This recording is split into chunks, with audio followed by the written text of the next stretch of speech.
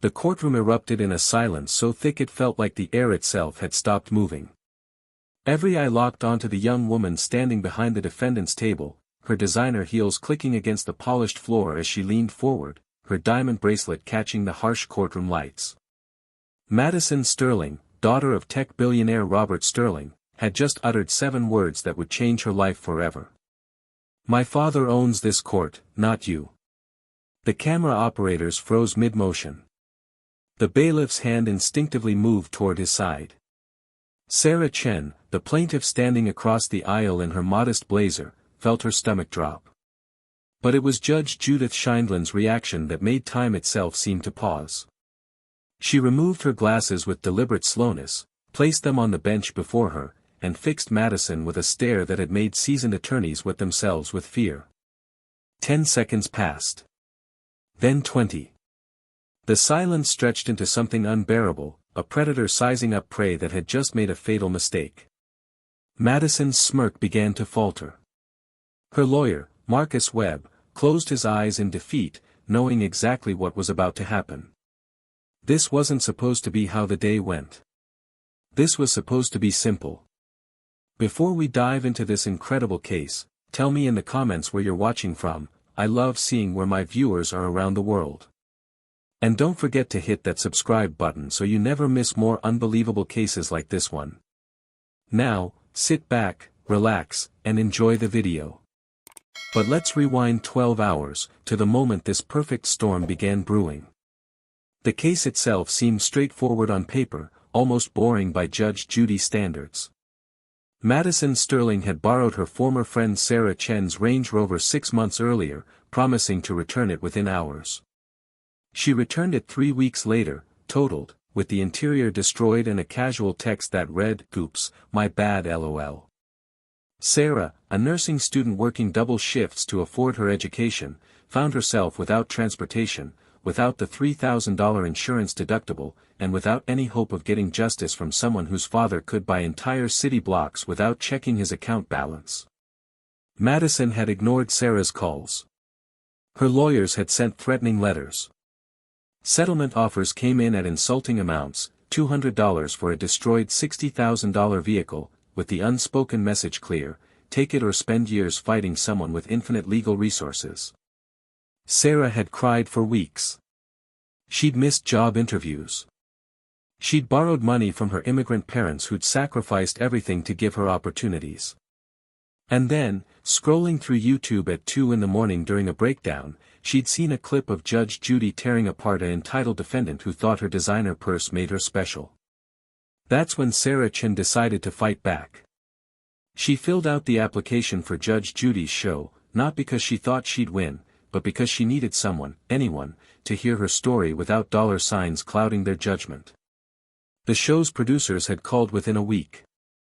They'd seen thousands of cases, but something about Sarah's detailed evidence, her clear timeline, and the text messages from Madison mocking her financial situation had made them sit up straight. This was exactly the kind of case Judge Judy lived for. The kind where money tried to muscle out justice, where privilege assumed it could simply outlast persistence. What Madison Sterling didn't know, what her expensive lawyers failed to research, was that Judge Judith Sheindlin had spent 4 decades building a career specifically designed to destroy people exactly like her. Judge Judy wasn't some local magistrate who could be influenced by donations or political pressure. She'd walked away from the New York family court system specifically so she could speak truth without filter, so she could hold people accountable without worrying about re-election campaigns or bar association politics. She'd made her fortune by being the one judge in America who genuinely, completely, utterly did not give a damn how much money you had. Madison Sterling arrived at the studio that morning in a chauffeur-driven Mercedes, wearing an outfit that cost more than Sarah's monthly rent.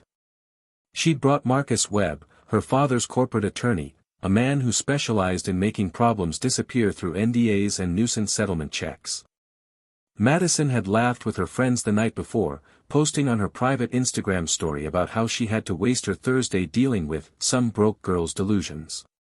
Her plan was simple: show up, let the lawyer do the talking, offer maybe $1,000 to make it go away, and be back in Malibu by dinner. She'd never actually watched Judge Judy's show.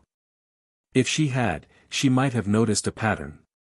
She might have seen the CEO who tried to intimidate a housekeeper, only to have Judge Judy award maximum damages and publicly eviscerate his character. She might have watched the trust fund kid who assumed his family name meant something, leaving the courtroom in tears after Judge Judy spent 15 minutes detailing every character flaw visible in his smug expression. She might have understood that walking into that courtroom with an attitude was like throwing gasoline on a fire that already burned white-hot against injustice. But Madison Sterling had never been told no in her entire life.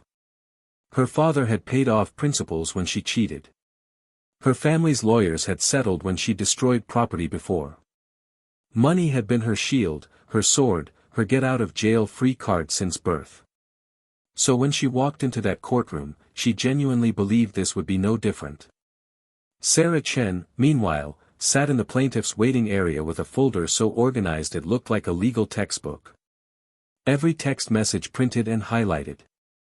Every repair estimate labeled and cross-referenced. Photos of the damage from 16 different angles. She'd prepared like her life depended on it, because in many ways, it did. This $5,000 judgment, the maximum allowed in small claims court, would determine whether she could fix her car, replace her lost wages, and restore some dignity to a situation that had made her feel powerless for half a year. Her hands shook as she waited. Not from fear, but from the sheer weight of finally having a chance to be heard. The bailiff called them in. The cameras started rolling. Judge Judy entered with her characteristic brisk efficiency, no-nonsense posture making it clear she had neither time nor patience for games. She reviewed the case file quickly, her sharp eyes scanning Sarah's evidence with the speed of someone who'd seen 10,000 cases and could spot the truth in seconds. Then she looked up at Madison, taking in the designer labels, the entitled posture, the barely concealed annoyance at having to be there. Judge Judy had seen this exact defendant 100 times before. The clothes changed, the faces changed, but the attitude was always identical. That particular blend of boredom and superiority that came from never facing consequences. And in that moment, before a single word was spoken, Judge Judy made a decision. This one was going to learn today. Ms. Chen, Judge Judy began, her voice carrying that distinct Brooklyn accent that had become famous for cutting through nonsense like a laser through butter. Tell me what happened. Sarah took a breath and began. Her voice was steady despite her nerves, laying out the facts with the precision of someone who'd rehearsed this moment in her head 1,000 times. She explained the friendship, the favor asked, the promise made. She explained the 3-week disappearance, the totaled vehicle, the dismissive text message. She presented her evidence piece by piece, repair estimates, insurance documents, the text messages where Madison admitted fault but refused responsibility. Judge Judy listened without interruption, her face neutral but her mind clearly cataloging every detail. When Sarah finished, there was a moment of silence before Judge Judy turned her attention to the defendant's table. Ms. Sterling, she said, and there was something in her tone that made Madison's lawyer tense immediately. You borrowed this car for a few hours and returned it totaled 3 weeks later. What's your explanation? This was the moment. This was where Madison Sterling should have shown humility, should have acknowledged wrongdoing, should have let her lawyer handle the response with careful legal phrasing. Instead, she rolled her eyes. Visibly. On camera. And she said, with the kind of casual dismissiveness that came from 24 years of never being challenged, it was an accident. Things happen. She's acting like it's a big deal. The temperature in the courtroom dropped 10 degrees. Judge Judy's expression didn't change, but something shifted in her posture, a predator catching the scent of wounded prey. Things happen, Judge Judy repeated slowly, letting the words hang in the air. You destroyed someone's $60,000 vehicle and your response is things happen? Madison shrugged, already bored with the conversation. I offered to pay her something. She's being greedy. That's when it started. That's when Judge Judy began the systematic dismantling that would soon go viral, that would be watched by 50 million people, that would become a cultural touchstone for everyone who'd ever been bulldozed by someone with more money than sense. But we're not there yet. Because what happened next, what escalated this from a standard judgment to a legendary moment, started with a simple question. Judge Judy leaned forward slightly and asked, "You offered to pay her something. How much?" Madison waved her hand dismissively. "Like $200. For her trouble." The courtroom gasped. Even the camera operators exchanged glances. Sarah's face flushed with renewed anger. And Judge Judy, Judge Judith Scheindlin, the woman who'd been doing this for 40 years, who'd seen every scheme and heard every excuse, felt something rare. She felt genuinely offended on behalf of the plaintiff. $200, Judge Judy said, her voice dangerously quiet. For a car worth $60,000, that you totaled, that left her without transportation for months. $200. Madison, still not reading the room, still not understanding the magnitude of her mistake, shrugged again. She should have had better insurance. And that's when Marcus Webb, the expensive lawyer, finally spoke up. "Your Honor, perhaps we could discuss a settlement that." "I'm not talking to you," Judge Judy cut him off with surgical precision. "I'm talking to your client, who seems to think this is all a joke." Madison's face flushed. She wasn't used to being spoken to this way, wasn't used to someone with authority treating her like she was wrong. "It's not a joke," Madison said, her voice rising slightly. "But I don't see why I should have to pay for her bad luck." "Your bad driving is her bad luck?" Judge Judy's eyebrows raised. "That's your position?"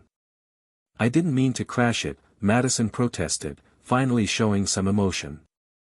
"It was an accident. Accidents happen." Judge Judy picked up a piece of paper from her desk, one of the text messages Sarah had submitted. She read it aloud, her voice dripping with disdain. "This is what you texted your friend 3 days after totaling her car. Quote, 'Stop being so dramatic, it's just a car. My dad will probably buy you a better one if you stop being annoying about it.' End quote." Madison's face went pale. She'd forgotten about that text. "Did you send that?" Judge Judy asked. I was upset. She kept calling me in, answer the question. "Did you send that text message?" "Yes, but," "No buts." "You sent it. And did your father buy her a better car?" Silence. "Ms. Sterling, did your father buy her a better car?" "No," Madison admitted quietly. "No," Judge Judy repeated. "So you lied to her. You dismissed her concerns. You offered her an insultingly low amount. And now you're in my courtroom acting like she's the problem." That's when Madison Sterling made the biggest mistake of her life. That's when 24 years of privilege and zero accountability came crashing together into one perfect storm of stupidity. She looked directly at Judge Judy, her face flushed with embarrassment and anger, and she said the words that would define her for years to come. "But not yet. Because right now, in this moment, we need to understand something crucial." Judge Judy wasn't just angry at Madison's attitude. She was angry because she'd seen this story play out 1,000 times. The wealthy person who destroys something, who hurts someone, who faces no consequences because they can afford to make problems disappear. She'd seen the victims, people like Sarah Chen, who worked 2 jobs and studied nursing and did everything right, only to be crushed by someone who'd never worked for anything in their life. This wasn't just about a car. This was about every case where money tried to buy immunity from basic human decency. And Judge Judy had built her entire career to be the one place where that didn't work. So when Madison Sterling opened her mouth to say those 7 words, when she leaned forward and let her privilege speak louder than her common sense, Judge Judy was already 3 steps ahead. She knew exactly what was coming. She'd seen it before. And she was ready. "Do you know who my father is?" Madison asked, her voice carrying that particular tone of someone playing what they thought was a trump card. Judge Judy's response was immediate, cold, and devastating. "I don't care if your father is the Pope. Madison blinked, stunned. People didn't talk to her like that. Her lawyer grabbed her arm, trying to pull her back, trying to salvage this before it became unsalvageable. But it was too late. Madison had been challenged, and she didn't know how to back down. "My father donates millions to this network," Madison said, her voice getting louder. "I could have him pull his funding with one phone call." The courtroom went silent again. Marcus Webb actually put his head in his hands. Sarah's eyes went wide. And Judge Judy, slowly, deliberately, leaned back in her chair, removed her glasses again, and fixed Madison Sterling with a look that would haunt her nightmares for years. "What," Judge Judy said, each word enunciated with crystal clarity, "did you just say to me?" Madison, incredibly, doubled down. "You heard me. My father owns this court. I own this court. One phone call and you're done." And there it was. The moment that would be replayed 50 million times. The moment that would become a meme, a teaching tool, a cultural reference point. The moment Madison Sterling learned that some things money truly cannot buy. The case file sitting on Judge Judy's bench told a story that should have been open and shut. 6 months earlier, Madison Sterling and Sarah Chen had been friends, or at least what Madison considered friends, people she kept around for convenience. Sarah had helped Madison study for exams, covered for her when she skipped class, and listened to her complaints about problems that weren't really problems. So when Madison asked to borrow Sarah's Range Rover for a quick errand, Sarah had said yes without hesitation. That quick errand turned into a 3-week nightmare. Madison took the vehicle to Vegas with her boyfriend, drove it recklessly through the desert, crashed it into a guardrail at 80 miles per hour, and then abandoned it at a repair shop 2 states away. The damages were catastrophic. The entire front end was destroyed, the airbags deployed, the frame bent beyond simple repair. The insurance company declared it a total loss, leaving Sarah with a $3,000 deductible she couldn't afford and no transportation to get to her 2 jobs that were funding her nursing education. Judge Judy let the silence stretch for exactly 30 seconds after Madison's declaration of ownership. 30 seconds where nobody moved, nobody breathed, nobody dared to break the tension that had transformed the courtroom into a powder keg waiting for a spark. Then, with the calm of a surgeon selecting the right scalpel, Judge Judy spoke. "Let me make sure I understand you correctly, Ms. Sterling. You believe that because your father has money, you own my courtroom. Is that your testimony under oath?" Madison's lawyer lunged forward. "Your Honor, my client is obviously upset and didn't mean, sit down, Mr. Webb. I'm not speaking to you." Judge Judy's hand rose like a stop sign. "Ms. Sterling, answer the question." Madison's face had gone from flushed to pale, her brain finally catching up to her mouth, realizing she'd crossed a line she couldn't uncross. "I just meant that my father is influential and, that's not what you said. You said you own this court. You said one phone call and I'm done." Judge Judy leaned forward, her voice dropping to that dangerous quiet that every regular viewer recognized as the calm before annihilation. "Let me tell you something about my courtroom, young lady. I left the New York family court system after 25 years specifically so I would never have to care about who your father is, how much money he has, or what networks he donates to. Do you understand what that means?" Madison opened her mouth but no sound came out. "It means," Judge Judy continued, her voice rising with each word, "that you just threatened the one judge in America who has absolutely zero reason to care about your threats. I don't run for election. I don't need funding. I don't answer to network executives who take your father's money. I answer to the truth, the evidence, and my own conscience." She picked up Sarah's evidence folder, holding it up like a prosecutor presenting a murder weapon.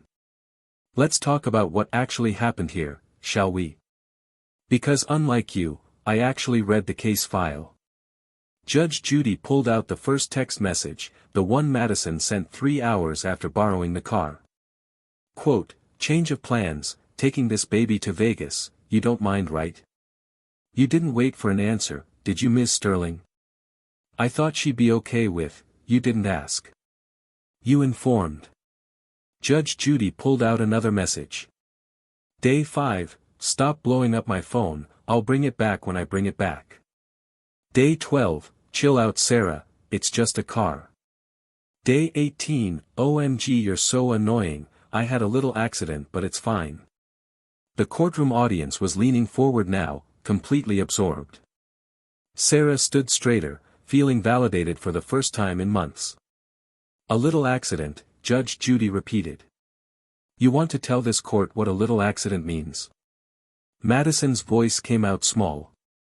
I hit a guardrail. At what speed? Silence. Ms. Sterling, the police report says 87 miles per hour in a 55 zone. You were racing your boyfriend, weren't you? We were just having fun. Fun. Judge Judy set down the papers and looked directly into Madison's eyes. Sarah Chen's fun ended the day she met you. Let's talk about what your fun cost her. Judge Judy opened Sarah's damage report like she was unveiling evidence in a murder trial. $3,000 insurance deductible that a nursing student working 2 jobs couldn't afford. Loss of transportation for 8 weeks. Missed job interview at Children's Hospital because she couldn't get there. That job paid $62,000 a year, Ms. Sterling. Your fun cost her a career opportunity. Madison shifted uncomfortably, her designer heels clicking against the floor. I didn't know about the job. You didn't ask. You didn't care. Judge Judy's voice cut like glass. Let me read you another text. This one you sent to a friend, not to Sarah. Quote, that poor girl is freaking out over her basic car like it's a Lamborghini. So dramatic. Daddy will make it go away like always. Did you write that? The color drained from Madison's face. How did you answer the question? Yes, Madison whispered. Yes what? Yes, I wrote it. Judge Judy slammed her hand on the bench, the crack echoing like a gunshot. Your father isn't here to make this go away, Ms. Sterling. I am. The gavel came down with a finality that made Madison Sterling physically flinch. I find in favor of the plaintiff in the amount of $5,000, the maximum allowed in this court, plus all court costs. Judge Judy wasn't finished. Furthermore, Ms. Sterling, I'm ordering you to write a personal letter of apology to Ms. Chen, to be submitted to this court within 30 days, explaining exactly what you did wrong and why it was wrong. Not your lawyer's words. Yours. Madison's mouth opened in protest but Judge Judy's raised hand stopped her cold. And if that letter isn't sincere, if it contains 1 ounce of the entitlement you've displayed here today, I will personally ensure this footage is sent to every insurance company in California, every employer you ever apply to, and every university that might consider accepting you for any program. Do I make myself clear? Yes, Madison choked out, tears now streaming down her face. Not tears of remorse, Judge Judy noted, but tears of humiliation, of someone facing consequences for the first time in 24 years. Sarah Chen stood frozen, unable to process that she'd actually won, that someone had actually held Madison accountable, that justice had happened despite the massive power imbalance. Judge Judy turned to her, and for the first time since the case began, her expression softened microscopically. Ms. Chen, I want you to understand something. You did everything right. You documented everything, you stood your ground, and you refused to be bullied by someone with more money than sense. That takes courage. Sarah's eyes welled with tears, the good kind, the kind that came from being truly seen and heard. Thank you, Your Honor. Don't thank me. You earned this. Judge Judy looked back at Madison one final time. Ms. Sterling, I've been doing this for 40 years. I've seen hundreds of people like you, people who think money makes them special, who think wealth means they don't have to follow the same rules as everyone else. And do you know what happens to them? Madison shook her head weakly. They end up miserable. Because money can buy you things, but it can't buy you character, it can't buy you integrity, and it sure as hell can't buy you respect. You have a choice to make when you leave here. You can learn from this and become a better person, or you can stay exactly who you are and watch your life fall apart piece by piece as people figure out what you really are. The courtroom sat in absolute silence, the weight of Judge Judy's words hanging in the air like smoke. "We're done here," Judge Judy said, gathering her papers. The gavel came down one final time, and Madison Sterling stumbled toward the exit, her lawyer gripping her elbow to keep her upright, while Sarah Chin stood tall for the first time in 6 months, vindicated, validated, and victorious. The episode aired on a Tuesday afternoon in September, and by Wednesday morning, Madison Sterling's life had imploded. The clip of her saying, "I own this court," hit social media like a nuclear bomb. Within 12 hours, it had 15 million views. Within 48 hours, 50 million. The comments section became a digital pillory where thousands of people who'd been bullied by wealth, dismissed by privilege, or crushed by entitled rich kids found their voice. "This is everyone who ever got away with everything finally getting what they deserved," read the top comment with 200,000 likes. Madison's private Instagram, the one where she'd mocked Sarah as "some broke girl," was hacked and leaked within days. Screenshots spread across Twitter, Reddit, and TikTok. Her sorority sisters from USC distanced themselves immediately, releasing a statement that they didn't condone such behavior. Her father, Robert Sterling, watched the clip in his office and did something Madison had never seen him do. He cried. Not from sadness, but from shame and the crushing realization that his money, his enabling, his constant fixing of her mistakes had created a monster. For the first time in Madison's life, her father's checkbook stayed closed. When she begged him to make it go away, to hire crisis PR firms, to threaten lawsuits, he simply said, "No. You did this. You fix it." Madison tried. She hired a reputation management company with her trust fund money. They lasted 2 weeks before quitting, telling her that, "The internet has decided who you are, and no amount of money changes viral infamy." She recorded an apology video, scripted by professionals, wearing a modest sweater instead of designer labels, her hair pulled back, her face makeup free. It got 17 million views and a 98% dislike ratio. "Fake," read every comment. "She's only sorry she got caught. Those aren't real tears. Judge Judy saw right through you and so do we." Dating became impossible. Every potential match Googled her name and found the clip. Job interviews ended the moment HR searched her background. She applied to volunteer at a children's hospital, thinking it would help her image, and was politely declined because your presence might be disruptive. The letter Judge Judy demanded arrived on day 29, clearly written in Madison's own hand, filled with grammatical errors and genuine emotion. It was 3 pages of rambling acknowledgement that she'd been wrong, that she'd hurt Sarah, that she'd lived her entire life thinking consequences were for other people. Judge Judy read it, noted that it seemed sincere, and filed it away without comment. Sarah Chen's life took the opposite trajectory. The $5,000 judgment paid for her car repairs with enough left over to cover 2 months of expenses. But the real windfall came from strangers on the internet who'd watched her stand up to privilege and decided she deserved support. A GoFundMe appeared, created by someone she'd never met, with a simple message: "Help the girl who stood up to the billionaire's daughter." It raised $87,000 in 2 weeks. Sarah tried to refuse it, feeling uncomfortable with charity, but the donations kept coming with messages that made her cry. "You represent everyone who's been stepped on. Take this and become the nurse you're meant to be. You showed courage. Let us show gratitude." She graduated nursing school debt-free. Children's Hospital, the job she'd missed because of Madison's crash, reached out personally and offered her a position. She accepted. Her first day, a patient's mother recognized her from the viral clip and said, "You're the girl from Judge Judy. You're a hero to working moms everywhere." Sarah blushed and redirected to her patient, but the recognition followed her. Speaking invitations came from women's organizations, legal aid societies, and university ethics departments.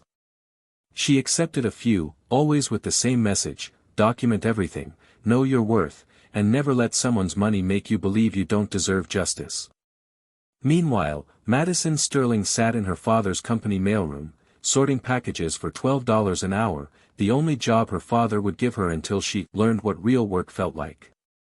Her co-workers knew exactly who she was. The break room TV played Judge Judy every day at lunch.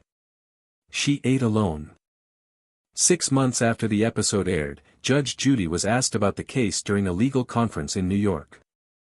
The moderator played the clip of Madison saying, "I own this court," and the audience of judges, lawyers, and law students erupted in applause. Judge Judy waited for silence, then said something that would be quoted in law school ethics courses for years to come. That young woman didn't own anything, least of all that courtroom. She'd been given everything her entire life except the one thing she actually needed, someone to tell her no. She paused, her expression thoughtful. Her father's money had bought her out of every consequence, every mistake, every moment where she should have learned that actions have repercussions.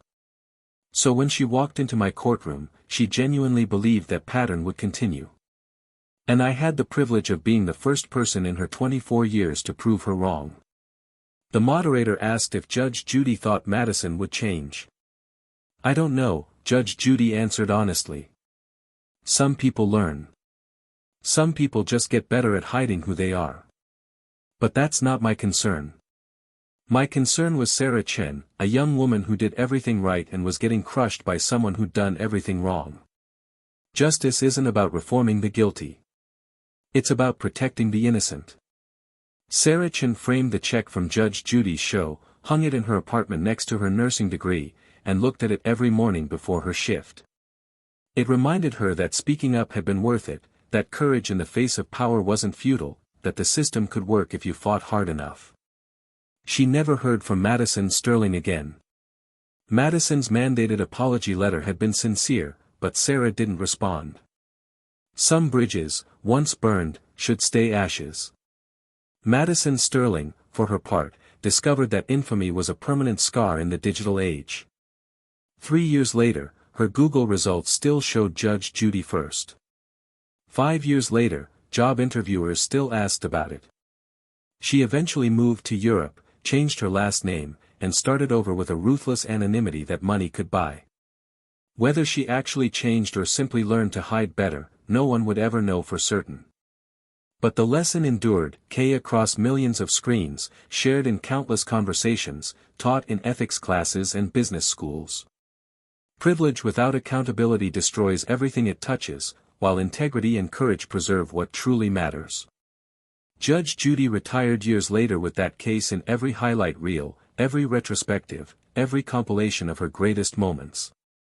When asked what she wanted people to remember about her career, she said simply, "I hope they remember that justice isn't for sale, dignity isn't determined by bank accounts, and sometimes the most important thing you can do is look someone in the eye and tell them no." In that courtroom, under those fluorescent lights, Madison Sterling learned what money couldn't buy. And Sarah Chen learned what it couldn't take away. Judge Judy showed us that no amount of money can shield you from the consequences of your actions when you face someone who truly believes in justice. What did you think of how she handled Madison? Drop your thoughts in the comments below.